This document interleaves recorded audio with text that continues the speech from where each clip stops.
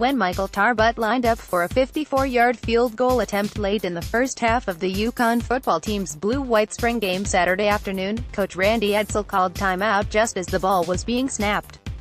He did it again when the play was reset, 2 attempts at freezing his junior kicker, a little gamesmanship. Tarbutt then kicked it through the uprights, with room to spare, converting a kick that was a yard longer than his best from last season. He didn't pass that test during a couple other scrimmages, Edsall said. All these things we did Saturday, you can never get enough.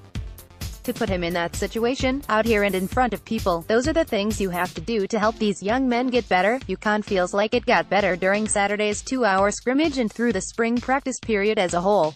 There was no winning or losing team in a format that matched the first-team offense against the first-team defense, and the second-team units against one another.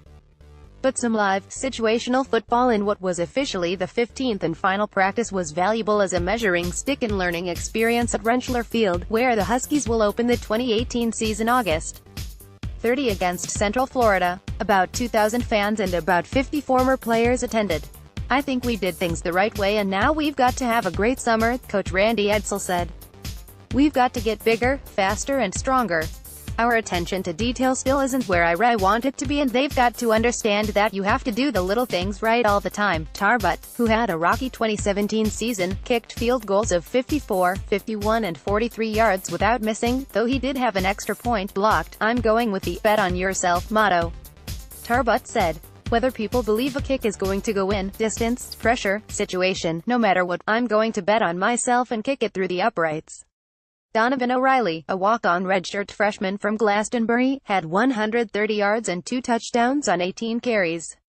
Sophomore Nate Hopkins also had 2 touchdown runs, finishing with 106 yards on 16 carries. He's very quick, shifty, and he has a big heart, Edsall said of O'Reilly, who transferred to UConn from Merrimack last year. He's tough. I love the way he competes. Quarterback David Pindle showed an improved ability to throw the ball downfield. He was 15 of 27 for 268 yards, 2 touchdowns and 2 interceptions. We have a really good understanding of what he does really well, run with the ball, and we're going to take advantage of that, Edsall said. But he's a guy that works very diligently. If you tell him there's something he's got to work on, he'll do it. You don't ever have to worry about him slacking off and doing what he's not supposed to. Brandon Bissick, the second-team starter, was 13 of 22 for 142 yards and 2 touchdowns. Jordan McAfee was 5 of 11 for 17 yards and 2 interceptions. Aaron McLean, new to tight end after moving from receiver, had 2 long touchdown catches, for a total of 69 yards. He's trying to gain 12 pounds to reach 240 by the fall, blocking responsibilities being the motivation. I'm most confident with the route running because I was a receiver for 3 years, McLean said.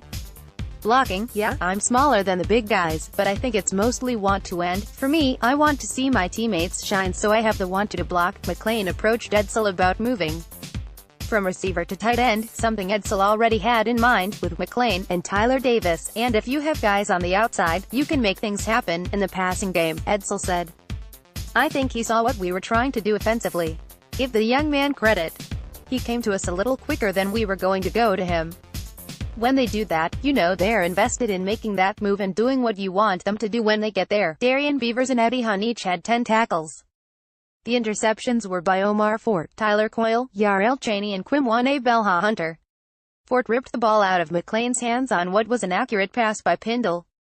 Coyle grabbed a deflected pass by Pindle, who then prevented a touchdown by forcing Coyle out of bounds. Hey, he had the angle, Coyle said, smiling. I think the defensive backs had a good spring. There's room for improvement, always, and we have to improve more, but everyone is getting a little more comfortable. The defensive backfield is the most unsettled situation as UConn moves further into the off-season. Many players who gained experience last season as freshmen return, but it's still a puzzle to figure out playing time and positions. We're not anywhere close to where we want to be in the secondary, Edsall said. We have freshmen who are going to come in and challenge for playing time.